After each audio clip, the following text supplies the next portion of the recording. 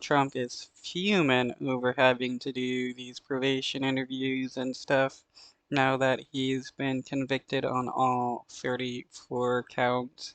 That's a lot of convictions for one person, especially the guy that is looking to be president.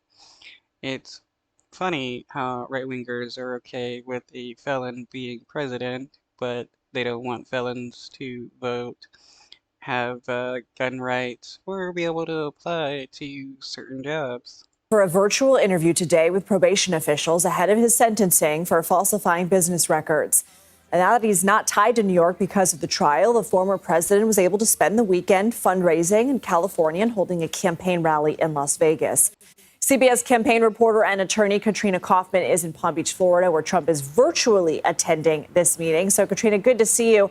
What can you tell us about this interview and what it's about?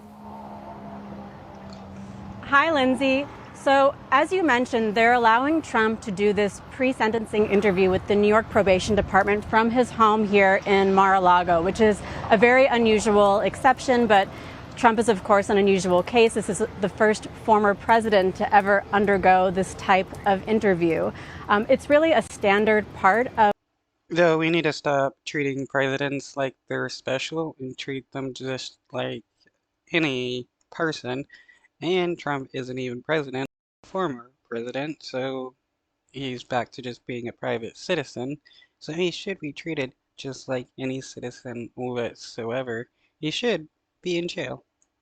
Of the pre-sentencing process, which is ultimately given to the judge who will be sentencing Trump on July 11th. Another special allowance that they're giving Trump is that his attorney, Todd Blanche, is going to be present at this interview with him. That's very rare. It's not normally allowed at these New York State pre-sentencing interviews. But they're going to ask him likely a standard series of questions, things about his health, his family history, his finances, his criminal history as well, so potentially his other indictments and the civil judgments against him in New York could come up. They also could ask him questions such as whether he associates with any felons. As we know, there are a number of people in Trump's circle that fit that description, so he might have to talk about whether he still affiliates with someone like Steve Bannon or Paul Manafort or Roger Stone, for example. This is also an opportunity where a defendant can express remorse or contrition about their actions. However, it's also fine for Trump to say that he doesn't think he did anything wrong and plans to appeal. But if he makes... We all know that Trump doesn't think he did anything wrong. That's why he claims the court has been rigged against him. Statements like he has been to the press, defaming the judge and the legal system, that would not really reflect well during this type of interview. But ultimately, all of this will be put into a probation report that's given to the judge.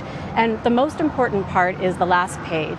That's where the probation officer says whether they think that Trump should get jail or a probation sentence, and if it's probation, what the level of supervision should be. So ultimately, this will be a sentencing recommendation that the judge takes into account along with statements from the defense attorney and prosecution, and ultimately the final sentence.